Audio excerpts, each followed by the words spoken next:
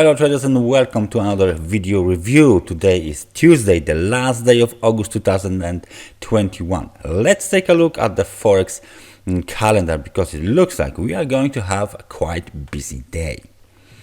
Some data had been released overnight already. The most important of this data were PMI Manufacturing and Non-Manufacturing PMI data from China. As you can see, both of them had missed the expectations and were below the previous reading, 50.1 and 50.4. The other one was 47.5 versus 53.3. So not really good data from China. During the London session, we got plenty of data from the Eurozone. We have a consumer price index from France, which is increasing from 0.1 to 0.6%. The GDP, which is as well increasing from 0.9% to 1.1%. We are still waiting for the unemployment rate and employment change data from Germany. The market expectations are to decrease the unemployment rate from 5.7% to 5.6%. So it's always something. It's a little decrease, but it's always something. The other data include a bunch of data from the UK, money supply, mortgage approvals.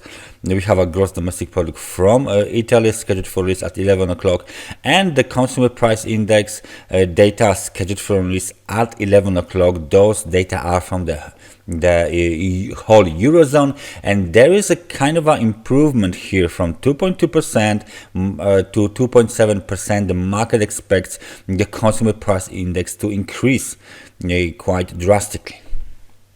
The key event of today is the gross domestic product and the quarterly gross domestic product annualized data from Canada. Both of them are scheduled for release 2:30, and at 4 o'clock p.m. we have a consumer confidence data from the US. So pretty busy day for today, and I think it might spark some volatility on the chart. So let's start our analysis with the Canadian dollar ahead of the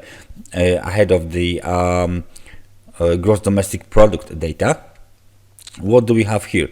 We have a clear rejection. We have a clear rejection of the level of 1.3 in form of this pin bar here that has a high at 1.2948.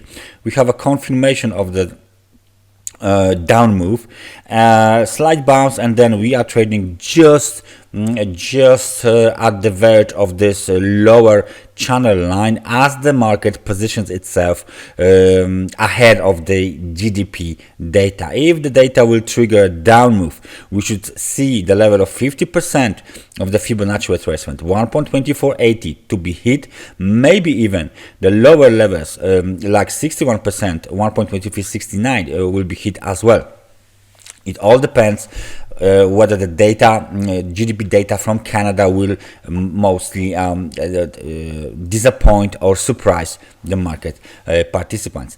Moreover, please pay attention to this trend line. However, it was violated one time. It's still kind of an important trend line, long-term trend line on the US dollar to the Canadian dollar.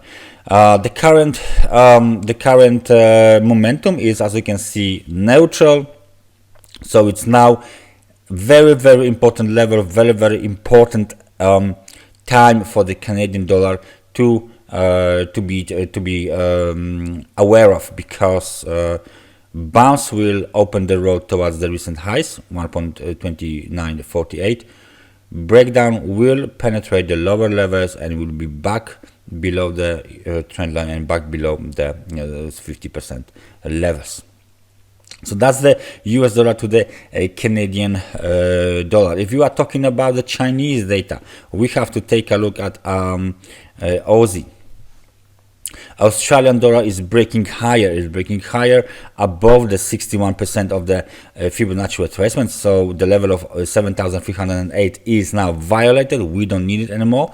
We are going to change the colors of our levels. Those are now technical support levels. So what I mean is 7,244, 7,291, and 7,335. The next target for the bulls is of course the level of 7,415, which is the key technical resistance.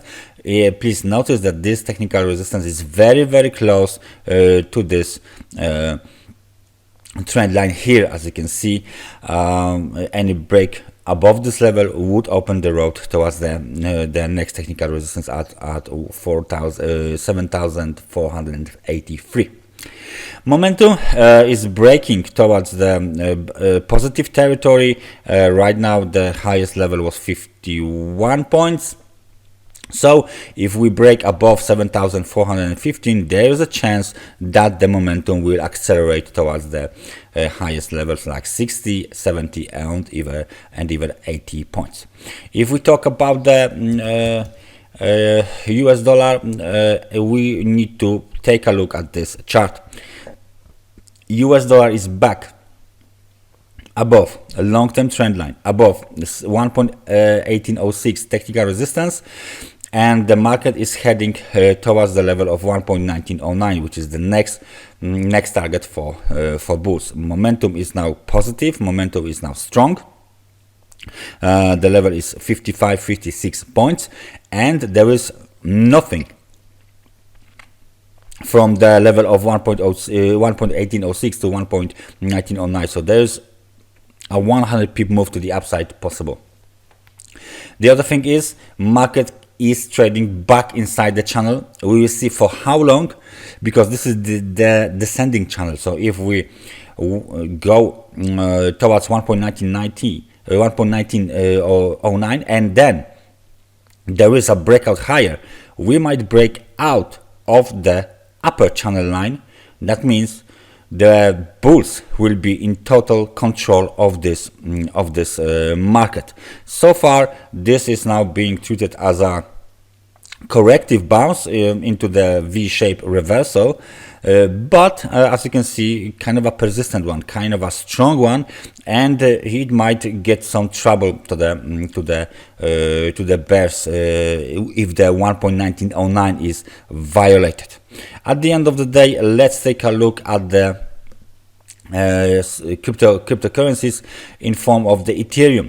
How is our scenario developing? As I said, as long as the market is trading above the level of 3,000 and above the level of 2,944, which is this zone between that levels, there is a chance that we will break above 61% of the Fibonacci retracement and above the recent high located at 3,381. And the market will break towards first 3,601 and then towards $4,000. The recent high made on the in the middle of the May 2021 is seen at the level 4,345, and this level is still in view for the bulls. So we are waiting for this scenario to materialize and for another wave to the upside on the Ethereum. Slight bounce in the momentum is still strong, it's still positive, 62 points right now. If we get ahead the levels of 70 points, we should be trading above the $3,600 again. So that's my analysis for today. Thank you very much for watching, and I hope I see you guys tomorrow. So take care and bye bye.